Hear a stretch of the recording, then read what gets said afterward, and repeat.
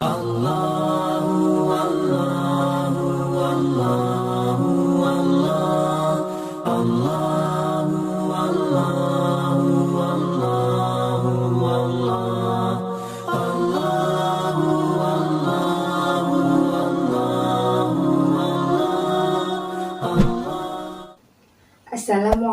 warahmatullahi wabarakatuh. Apa kabar anak-anak sekalian? Semoga kita selalu dalam keadaan sehat. Dan jangan lupa untuk menjalankan protokol kesehatan yaitu 3M. Memakai masker, mencuci tangan dengan sabun, dan menjaga jarak. Sebelum memulai pelajaran, mari kita berdoa terlebih dahulu. Let's pray. A'udzu billahi minasyaitonir rajim. Bismillahirrahmanirrahim. Allahumma anfa'na bima 'allamtana wa 'allimna ma yanfa'una. Rabbi zidni ilma warzuqni fahma.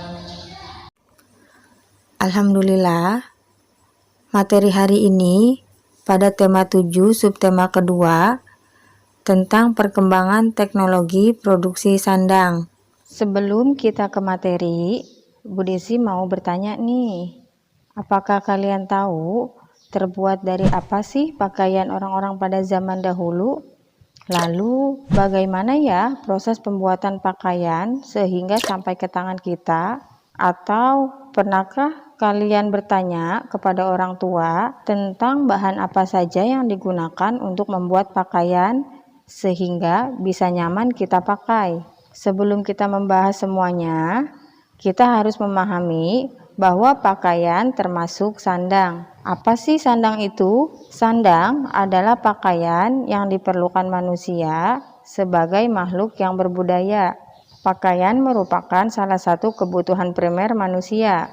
Pada zaman dahulu, manusia memanfaatkan pakaian yang terbuat dari kulit kayu dan hewan. Seiring perkembangan zaman, manusia mengembangkan teknologi sandang untuk membuat pakaian dengan bahan dasar lain seperti kapas, sutra, bulu domba, dan yang lainnya.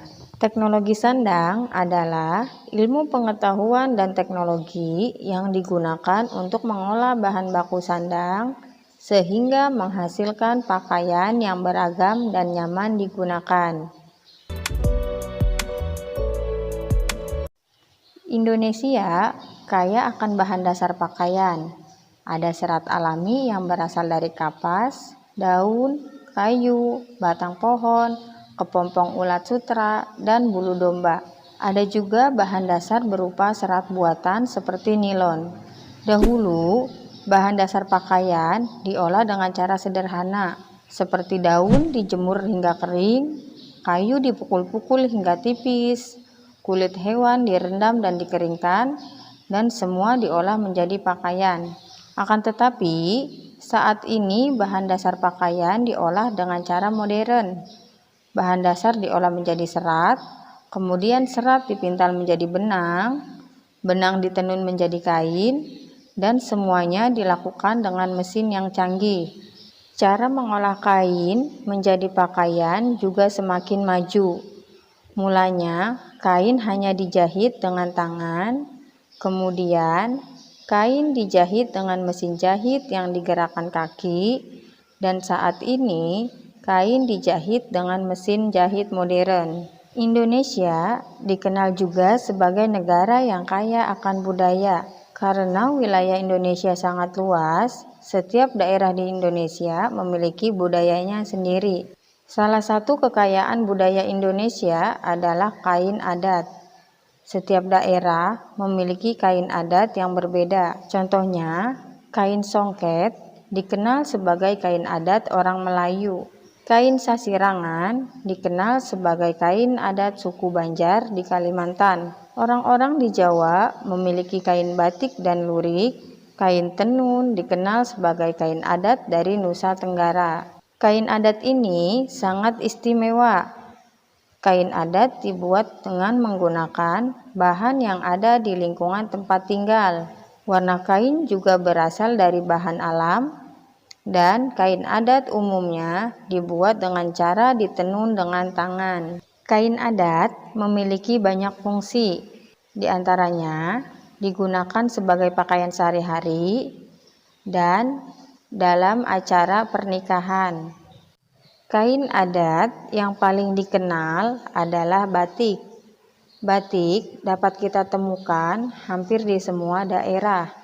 Setiap daerah memiliki batik dengan ciri yang berbeda. Batik merupakan pakaian nasional Indonesia.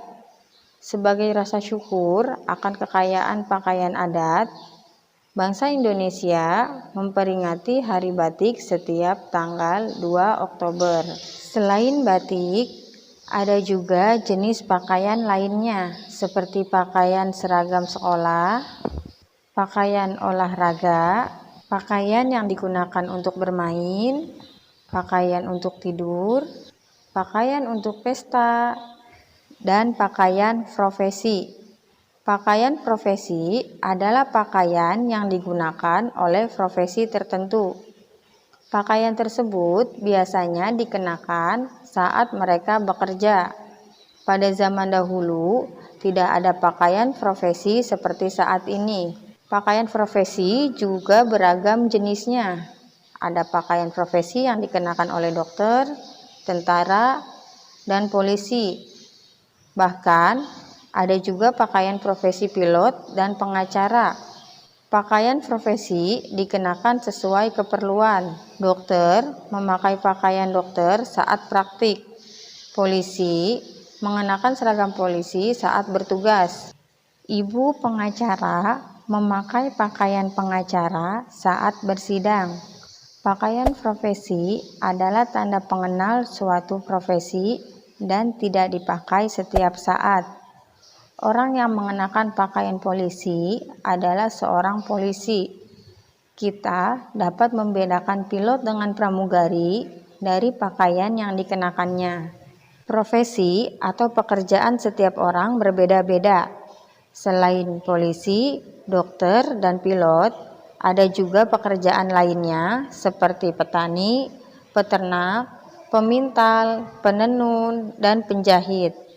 Kita bisa mendapatkan pakaian karena bantuan mereka. Petani menyediakan kapas dan beberapa jenis daun. Peternak menyediakan bulu domba dan serat ulat sutra.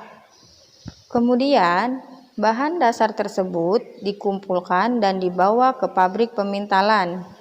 Pemintal memintal bahan dasar menjadi benang. Benang yang telah dipintal dibawa ke pabrik kain. Selanjutnya, penenun menenun benang menjadi kain menggunakan mesin modern. Dan kain hasil tenunan dibawa ke tukang jahit. Yang akhirnya, penjahit menjahit kain menjadi baju. Mereka menjahit berbagai jenis baju dan menjahit dengan mesin yang canggih. Baju yang dihasilkan kemudian dibawa ke pasar untuk dijual. Keberagaman pekerjaan membuat hidup menjadi lebih mudah. Maka dari itu, kita harus bersyukur atas pakaian yang kita miliki. Karena pakaian berfungsi untuk melindungi tubuh kita dari segala cuaca, melindungi tubuh dari gesekan kulit dengan benda lainnya, dan melindungi tubuh dari gangguan serangga.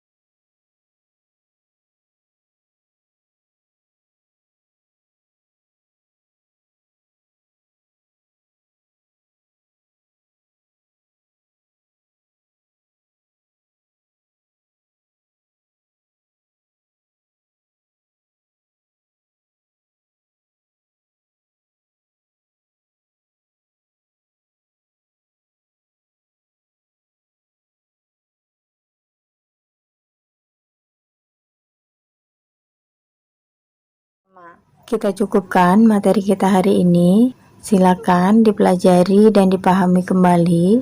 Tetap semangat mengikuti pembelajaran. Kita tutup dengan doa kafaratul majlis. Subhanakallahumma wa bihamdika asyhadu an la ilaha illa anta astaghfiruka wa atubu ilaik. Wassalamualaikum warahmatullahi wabarakatuh.